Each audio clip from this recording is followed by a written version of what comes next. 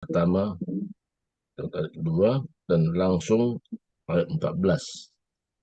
Ya, di Injil Yohanes pasal pertama ayat 1, 2 dan 14. Saya bacakan ya. Pada mulanya adalah firman. Firman itu bersama-sama dengan Allah dan firman itu adalah Allah. Ia pada mulanya bersama-sama dengan Allah. Firman itu telah menjadi manusia dan diam di antara kita. Dan kita telah melihat kemuliaannya, yaitu kemuliaan yang diberikan kepadanya sebagai anak tunggal Bapa, penuh kasih karunia dan kebenaran. Nah, ayat ini menjelaskan kepada kita bagaimana Allah menjadi manusia. Timbul pertanyaan, kenapa Allah menjadi manusia? Apakah mungkin? Ya karena dia ada Allah, Allah menjadi manusia itu adalah sangat mungkin. Tapi kalau manusia menjadi Allah, itu sesuatu yang tidak mungkin. Nah, manusia diperdaya oleh iblis. Kamu mau menjadi seperti Allah. Nah, tipu daya kepada Adam, jika kau makan buah pohon ini, Adam dan Hawa menjadi seperti Allah. Kata seperti sesuatu yang mustahil. Karena seperti. Jadi, firman Tuhan hari ini menjelaskan kepada kita, kenapa Allah menjadi manusia. Yang berdosa adalah manusia. Jadi, untuk menebus manusia dari keberadaannya dia menjadi orang berdosa, harus ada manusia yang sempurna. Yesus adalah manusia sempurna. Karena manusia bisa ditebus melalui penumpahan darah. Itu darah anak domba. Itu darah Kristus. Tanpa darah, tidak ada penebusan. Tanpa darah, tidak ada keselamatan.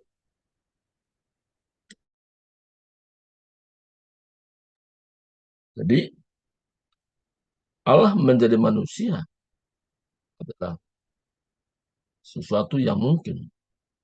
Dan tidak ada sarana yang lain. Karena sebelum-sebelumnya juga, Allah berbicara kepada manusia dengan perantaran nabi-nabi pada zaman dulu. Tapi yang terakhir ini, Allah mengutus Yesus Kristus, yaitu anak yang tunggal, menjadi sama dengan manusia.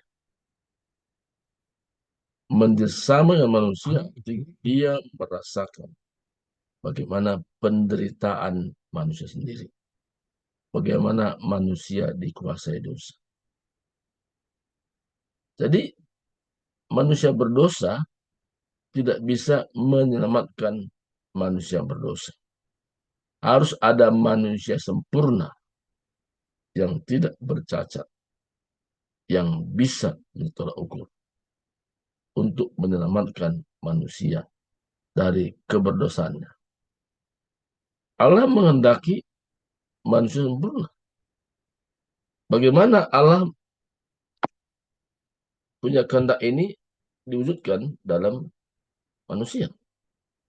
Karena firman Tuhan katakan, hendaklah engkau sempurna, sama seperti Bapamu adalah sempurna. Dulu lama sekali kita mengerti bagaimana manusia bisa sempurna.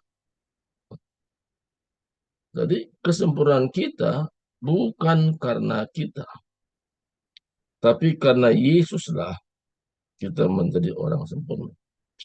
Nah, tanpa Yesus tidak ada kesempurnaan. Ya.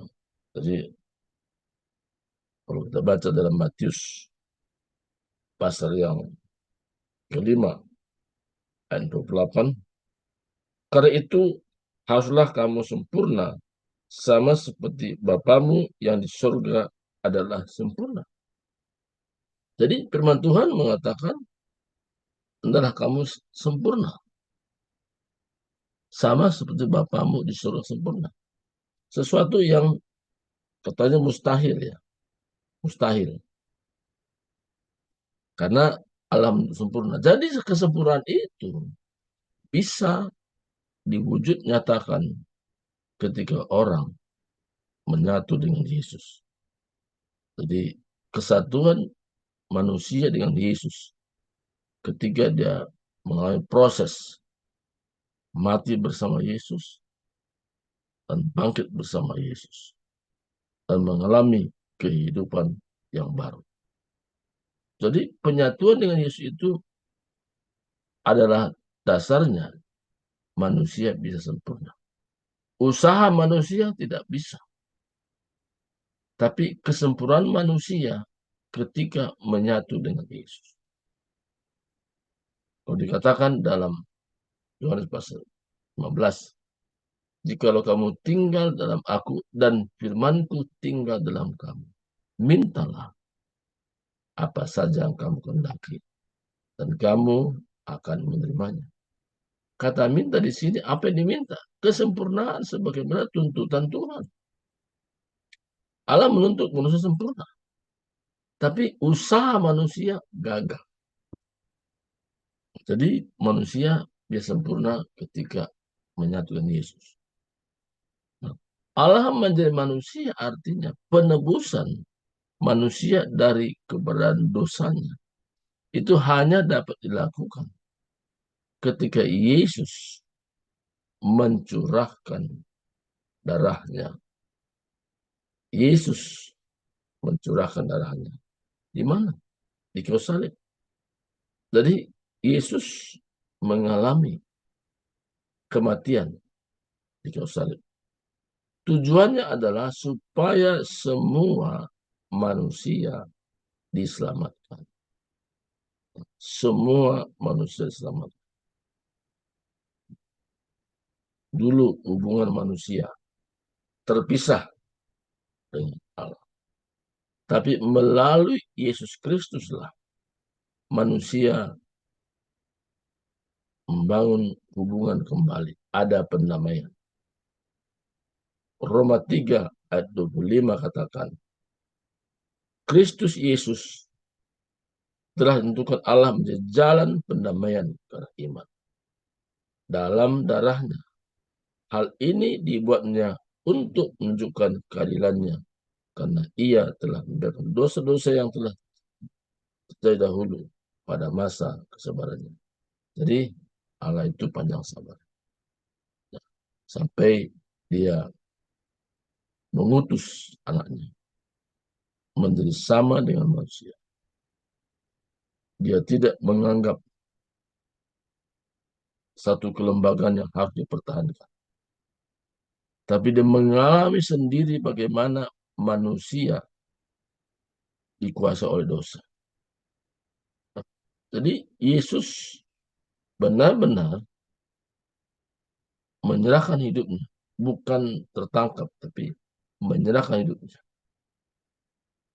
Karena dalam Markus katakan, anak manusia datang bukan untuk dilayani, tetapi melayani dan memberikan nyawanya menjadi tebusan bagi banyak orang.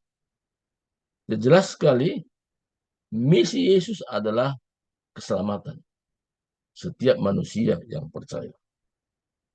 Jadi setiap manusia yang percaya dan dia menerapkan nilai-nilai. Tanpa Yesus aku tidak sanggup. Tanpa Yesus aku tidak mampu. Hanya Yesus saja yang bisa memberikan jaminan kepastian hidup kekal. Ayat terakhir dikatakan Yohanes pasal 10. Yohanes pasal 10. Kita lihat ayat-ayat 28. Dan aku memberikan hidup yang kekal kepada mereka. Dan mereka pasti tidak akan binasa.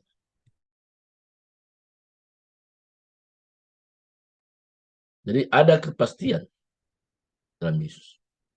Di luar Yesus tidak ada kepastian. Mereka pasti tidak akan binasa sampai selama-lamanya. Jadi hanya dalam Yesus kepastian. Dan seorang pun tidak dapat menurut mereka dari tangan Bapa. Jadi luar biasa bagaimana penyatuan ini terjadi. Jadi Tuhan mau kita bukan sekedar pengikut Yesus biasa-biasa, tapi pengikut Yesus yang mengerti, memahami kenapa Yesus menjadi manusia. Karena yang berdosa adalah manusia. Maka untuk menyelamatkan manusia dari kebanyakan dosanya, mesti ada manusia yang sempurna. Menyerahkan nyawanya. Itu tebusan bagi banyak orang. Tuhan berkati, inilah Tuhan sampaikan, saya seringkan juga, serahkan kembali kepada Ibu Tia.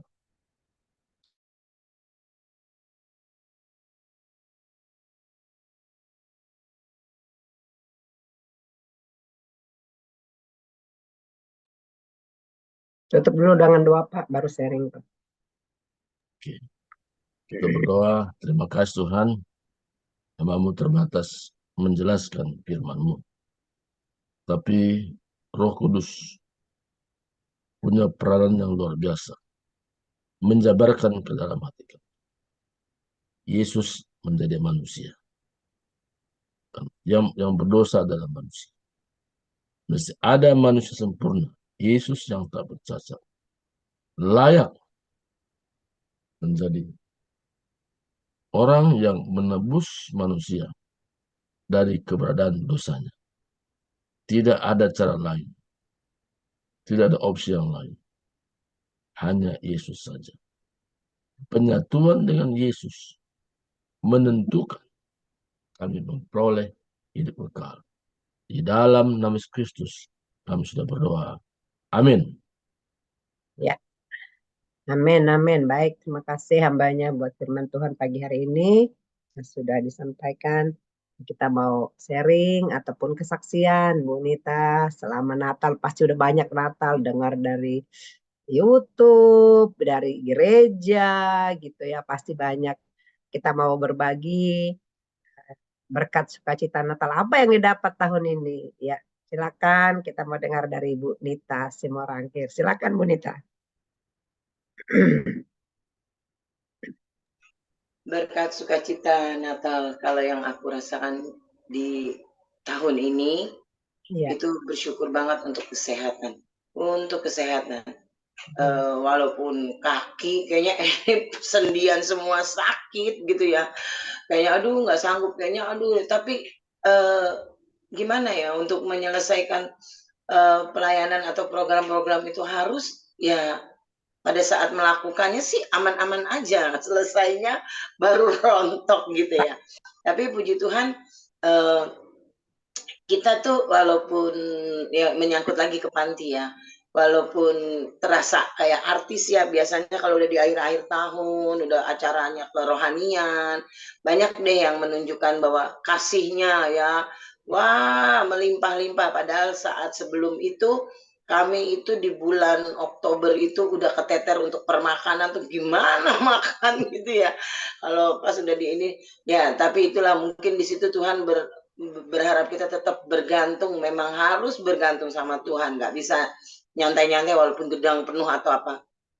Di sini aku lagi ingin banget anak-anak itu siap melayani Tuhan. Puji Tuhan, walaupun lelah ya, kadang-kadang kita undang vokal grup, kayaknya bangga ya, diundang vokal grup, padahal perjalanannya kami ke Ponorogo tuh 1 jam bolak-balik, jadi berangkat jam 3 pulang jam 21, itu belum paginya bangun pagi jam 4, anak tetap renungan, karena yang namanya renungan nggak boleh geser waktu buat aku.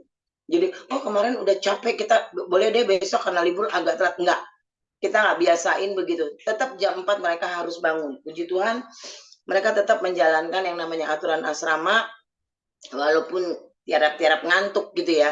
Tapi mereka tetap sukacita melayani dan ya tetap itu yang kami mau terapkan yaitu mereka nggak boleh mengeluh ya walaupun mungkin dalam hati ya secara manusia anak-anak lagi ya namanya mengeluh itu apa pastilah ya kita yang gede aja juga mengeluh gitu ya tapi ya puji Tuhan sampai sekarang mereka tetap sukacita gitu ya jadi bukan berkat-berkatnya yang dikirim bukan tapi waktu warawiri pelayanannya itu semangatnya terus udah gitu mereka boleh ini terus kami juga menerapkan setiap pujian yang kita nyanyikan itu bukan cuma karena oh bagus lucu musiknya enak gitu ya coba diaminkan supaya kata-kata yang keluar dari lagu-lagu itu syairnya itu benar-benar bisa melekat di hati para yang datang yang mendengar gitu loh.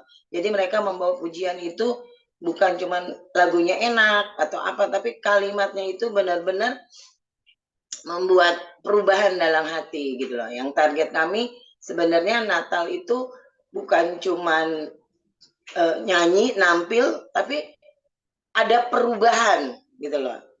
Jadi gimana menempatkan Yesus itu di dalam hati. Tapi buat anak-anak itu kan untuk menyederhanakannya susah gitu ya. Pokoknya sekarang gini deh, prinsipnya kalau kamu udah kenal Tuhan, Tuhan udah datang ke dunia untuk selamatkan kalian, coba berikan yang terbaik untuk Tuhan. Itu aja kami yang mengetuk ke mereka dan jangan tinggalkan Tuhan pada saat kalian nanti sudah besar. Banyak kan anak-anak itu kan kalau udah tamat SLTA-nya udah pacaran atau mau merit mereka lepaskan Tuhan. Nah, mau aku di generasiku ini nanti mereka tetap melekat sama Tuhan itu aja. Jadi Natal itu bukan cuma perayaan di Desember tapi Natal itu memang tiap hari.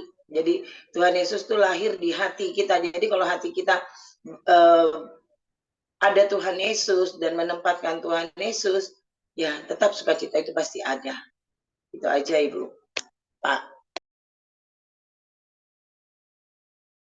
Wow, luar biasa Bu Nita. Sangat-sangat memberkati ya kesaksian Ibu Nita lewat pekerjaan, lewat pelayanannya di panti. Tadi aku tangkap yang pertama bersyukur buat berkat kesehatan yang Tuhan terus mampukan Bu Nita bersama dengan tim dan anak-anak ya. Tuhan pelihara kemudian eh, agar anak-anak panti itu menjadi anak-anak yang terus berharap dan bergantung kepada Tuhan, mengandalkan Tuhan dalam semua perkara, segala perkara. Dan kemudian yang ketiga, anak-anak panti juga menjadi anak yang siap untuk melayani Tuhan. Ya, seperti lewat pujian, vokal grup, ya itu sangat menyenangkan dan di sana mereka akan terbentuk dengan sendirinya. Kalau terus diterapkan ya Bu Nita ya. Nah, kemudian juga berharap anak-anak panti tetap jadi anak-anak Tuhan. Jangan nanti keluar dari panti, mereka keluar juga dari Tuhan ya. Mereka tetap selamat ya.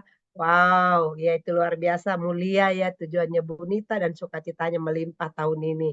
Walaupun tadinya sempat deg-degan gimana karena Bu Nita baru diberikan wewenang ya untuk melakukannya. Tapi itu tadi pengandalan kepada Tuhan tidak pernah sia-sia. Tuhan bawa Bu Nita naik level lagi dan mengalami Tuhan.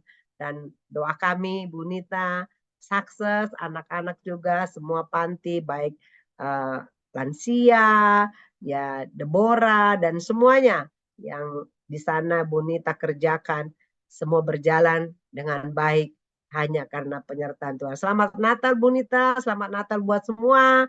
Tuhan Yesus memberkati ya.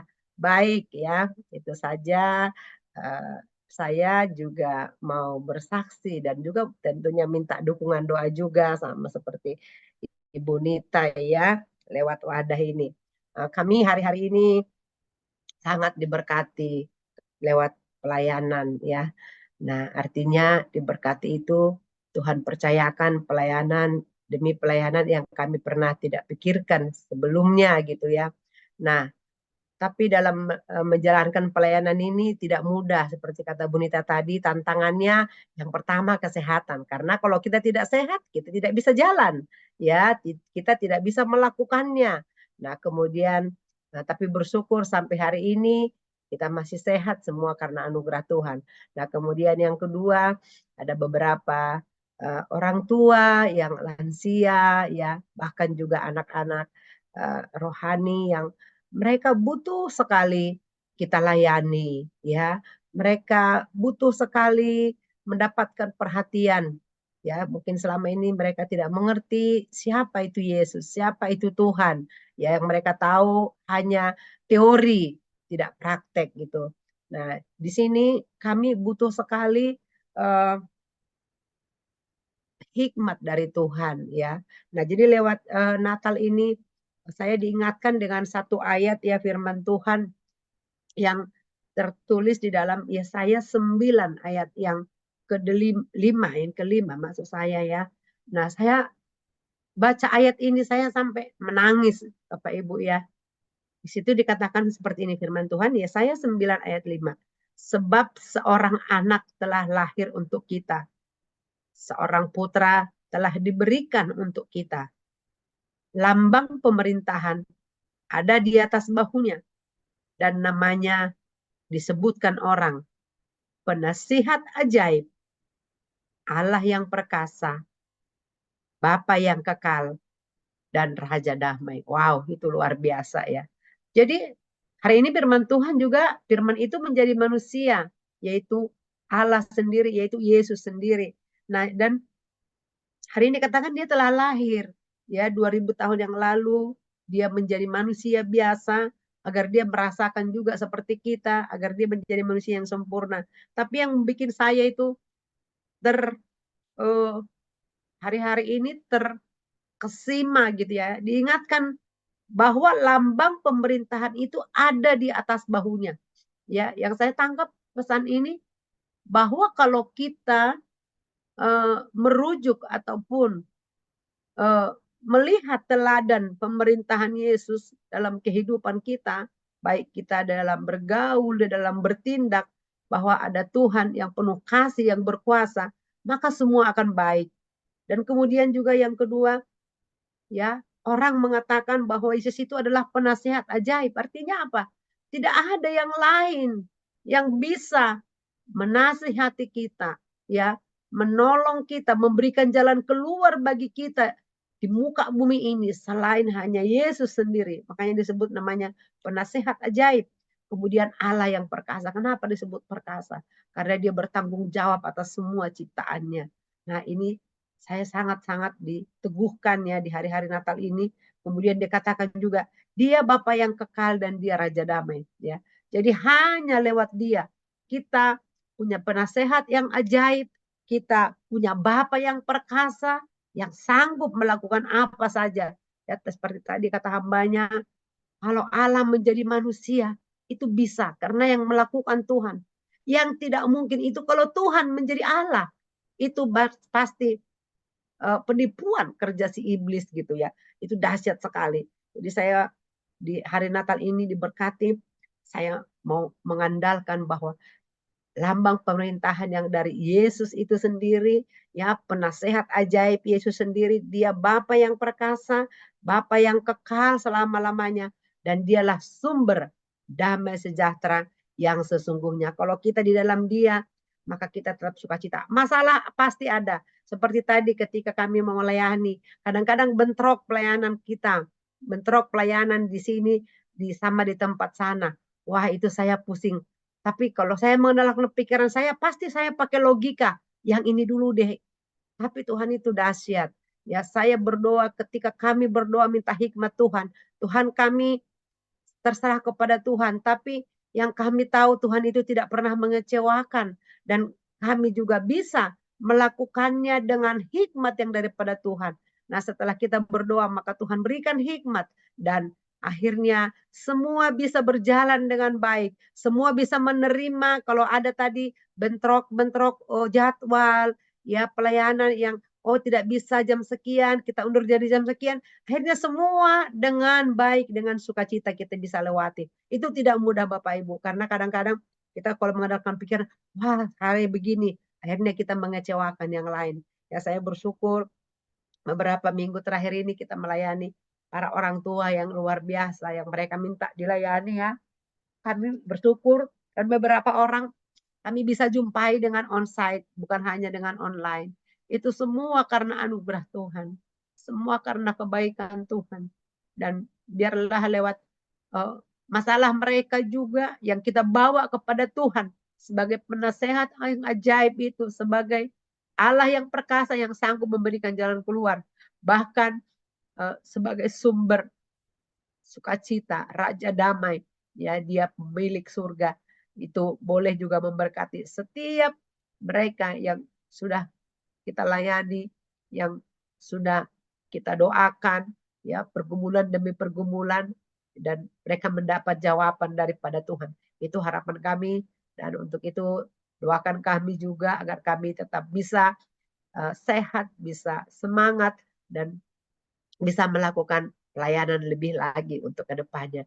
Itu yang saya bisa sampaikan. Sekali lagi, saya bersyukur punya Tuhan yang ajaib, ya, Bapa yang perkasa, penasehat ajaib, ya, Bapa yang kekal, Raja damai. Ya, kami bersyukur untuk itu. Sekali lagi, selamat Natal buat kita semua menyongsong tahun baru Januari 2024, ya. Jika ada kesalahan, ada kekurangan kami sebagai manusia pasti ada. Kami mohon dimaafkan, ya. Dan biarlah lewat perayaan Natal tahun ini kita boleh saling berdamai, ya, seperti Yesus lahir sebagai putra damai, sebagai pendamai antara kita dengan Bapa di surga. Demikianlah juga kita hendaknya bisa berdamai dengan sesama dan juga berdamai dengan diri kita sendiri.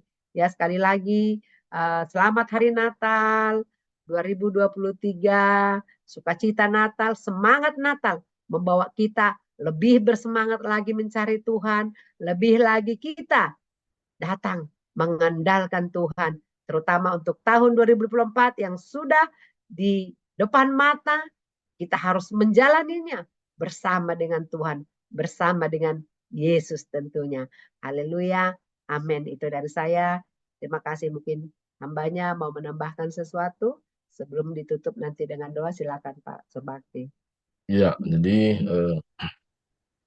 kita perlu pemahaman yang jelas, ya, tentang kenapa Yesus lahir ke dunia. Jadi Yesus lahir ke dunia itu tujuannya supaya mengalami kematian. Karena hanya orang lahirlah dunia. Kodrat alam mengatakan setiap manusia yang lahir akan mengalami kematian. Yesus, walaupun dia adalah Allah, dia berupa seorang hamba, menjadi sama dengan manusia.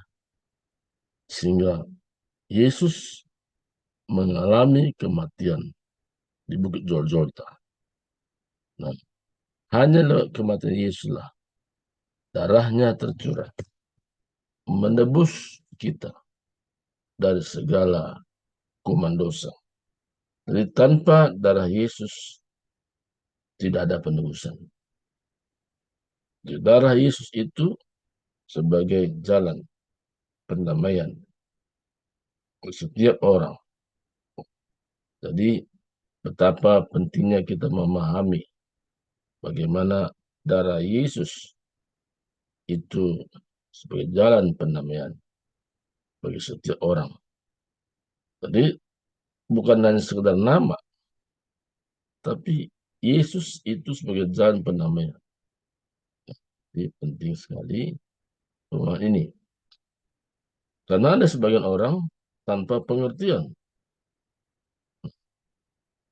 Tapi kita bisa masuk menyatu dengan Yesus karena kematian Yesus. Tanpa darah Yesus, kita nggak bisa selamatkan. Saya tambah satu ayat ya. Roma 5 ayat 9 katakan,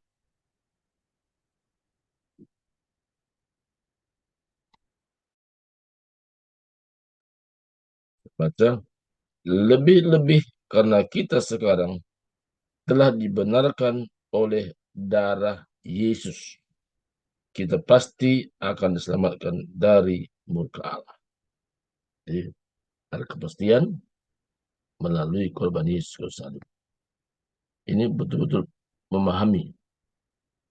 Karena walaupun Yesus lahir, tapi tujuannya adalah supaya Yesus mengalami kematian, mengambil alih hukuman dosa manusia dalam tubuhnya, dan memikul segala dosa manusia dalam tubuhnya, supaya kita hidup oleh kebenaran.